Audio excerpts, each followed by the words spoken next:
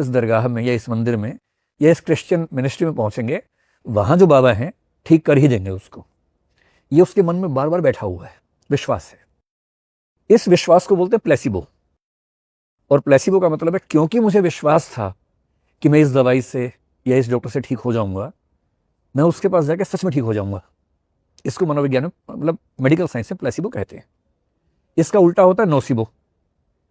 मुझे एकदम पता है कि बकवास है, तो वो ठीक भी होगा तो मैं उससे ठीक नहीं होऊंगा, क्योंकि अविश्वास बहुत ज्यादा है। अगर आपको कोविड की वैक्सीन पे घोर अविश्वास है तो हो सकता है कि वैक्सीन लगाने के बाद भी आप ठीक ना हो। अगर आपको पूरा भरोसा है कोविड वैक्सीन से ठीक हो ही जाऊंगा, तो हो सकता है कि वैक्सीन में पानी लगा देंगे आपको तो भी आप ठीक हो जाएंगे, क्योंकि भरोसा था आपको बहुत ज्यादा। ये मेडिकल साइंस की हर रिसर्च में नियम होता है, आपको शायद पता है या नहीं पता है। कोई भी दवाई, कोई भी वैक्सीन जब बनती है, मान लीजिए 100 आपको टेस्ट केसेस कर रहे हैं, आप 100 पे टेस्ट करेंगे, तो उन 100 में से 20 या 25 पे आप टेस्ट कैसे करते हैं, दवाई देंगे और उसमें वो दवाई होगी नहीं जिसको टेस्ट कर रहे हैं आप, केवल ये देखने के लिए कि जिनको सही में दवाई दी और जिनको दवाई कह के कुछ नहीं दिया, दोनों बराबर तो ठीक नहीं हो रहे। अगर बराबर हो रहे हैं तो दवाई किसी काम की नहीं है, क्योंकि केवल भरोसे से ठीक हो रहे तो मनोविज्ञान का खेल हुआ, विज्ञान का खेल कहां हुआ। तो जब प्लेसिबो वाले सैंपल की तुलना में नॉन प्लेसिबो रियल मेडिसिन के सैंपल में रिजल्ट्स बहुत ज्यादा अच्छे होते हैं, तब मानते हैं कि दवाई का असर है। अगर वो इक्वल या ऑलमोस्ट इक्वल है तो असर नहीं मानते हैं। तो कक्कड़ साहब ने जो किताब लिखी उसमें निष्कर्ष क्या निकाला, बाकी लोगों ने भी, कि ये व्यक्ति है, उसको भरोसा है कि मेरे ऊपर भूत है, वो मेंटली इल है, और उतना ही गहरा भरोसा है कि इस मंदिर में या इस मस्जिद में या इस दरगाह में या इस मिनिस्ट्री में जाकर ठीक हो जाऊंगा। जैसे ही वो वहां गया, अचानक चिल्लाने लगा, जोर जोर से हाथ पैर पटकने लगा। ये भी होता है, वो ठीक होता है, एक्टिंग नहीं चल रही है। कुछ एक्टर्स हो सकते हैं हर जगह, सारे एक्टर्स नहीं होते हैं, कुछ जेन्युइन होते हैं लोग। वो वहां जाते क्यों ऐसे करने लगता है, क्योंकि वहां जाते ही उसके कंट्रोल्स खत्म हो जाते हैं, उसको ये भरोसा है कि मैं ठीक होने वाला हूं। और विशेष रूप से बहुत सारी महिलाएं जो घरों के अंदर हैं, जिनको एक्सप्रेशन का अधिकार नहीं है।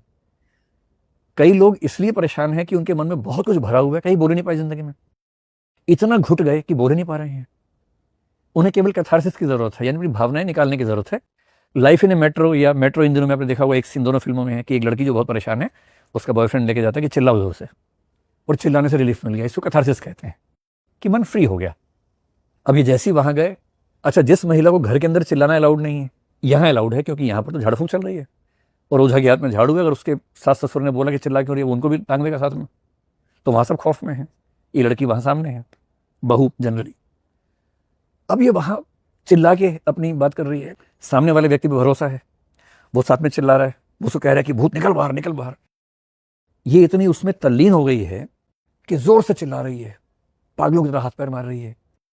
इसकी एक व्याख्या है प्लेसिबो, एक व्याख्या है विरेचन या कैथारसिस की, जो भाव दबे हुए थे बाहर निकल गए। एक व्याख्या ट्रांस, बहुत सारे लोग हैं, सब एक ऐसी हरकत कर रहे हैं, एक खास किस्म का मंत्रोच्चारण चल रहा है बहुत तेज आवाज में। वो आवाज, वो फ्लो ऐसा है कि उसमें दिमाग डूबने लगता है, क्रिटिकल थिंकिंग खत्म होने लगती है। उस समय सामने वाले व्यक्ति जो कहता है हम पे असर बहुत गहरा पड़ता है, हम वैसा ही करते जैसा कह रहे हैं, और थोड़ी देर में ऐसा रियलाइजेशन होता है कि हम ठीक हो गए हैं। एकदम सही बात है, लेकिन लगभग सभी केसेस में ये ठीक होने का एहसास टेम्परेरी होता है। आपको वहां लग रहा है ठीक हो गए, एक दबाव भी होता है कि यहां पूरी दुनिया ठीक हो गई, मैं क्यों नहीं ठीक हो रहा। जैसे मैंने कई बार देखा कि मैं डॉक्टर के पास जब भी जाता हूं, डॉक्टर ने कहा कि 10 दिन के बाद फिर से आना, मैं फिर से गया, और डॉक्टर ने 8-10 लोगों के सामने पूछा फायदा हुआ ना, मैं बोलता हूँ हाँ फायदा हुआ, जबकि नहीं हुआ उतना फायदा। एक दबाव सा होता है कि आपके मुंह से निकलता है हाँ फायदा हुआ, क्योंकि वो एक ऐसा माहौल है जहां आप थोड़ा सा पॉजिटिव राय देंगे, ये आपके ऊपर एक मानसिक दबाव रहता है। उस माहौल में सब पे दबाव है, फायदा हुआ भी है।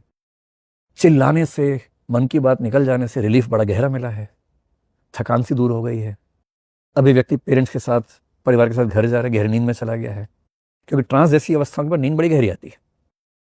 अभी व्यक्ति एक दिन बढ़िया से सोया, उसके बाद उठा, पहले की तुलना में काफी ठीक है, लेकिन 5 दिन 10 दिन होते होते फिर से वो चीजें होनी शुरू होती है।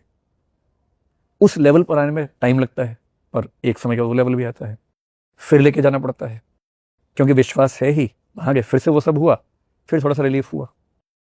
ऐसे केसेस निमहांस को, कक्कड़ साहब को भी बहुत कम या नहीं के बराबर मिले, जहां परमानेंट रिलीफ हुआ। और टेम्परेरी रिलीफ की वजह प्लेसिबो ज़्यादा है और विरेचन कैथारसिस ज़्यादा है। ट्रांस की अवस्था, हिप्नोसिस जिसको बोलते हैं, हिप्नोसिस का मतलब है कि दिमाग किसी के कंट्रोल में आपके है और उसने आपको कहा कि तुम ठीक हो गए, भूत निकाल दिया मैंने बाहर। जैसे ही उसने कहा कि तुम्हारा भूत ये निकाला, बाहर हो गया, कुछ बाहर नहीं हुआ।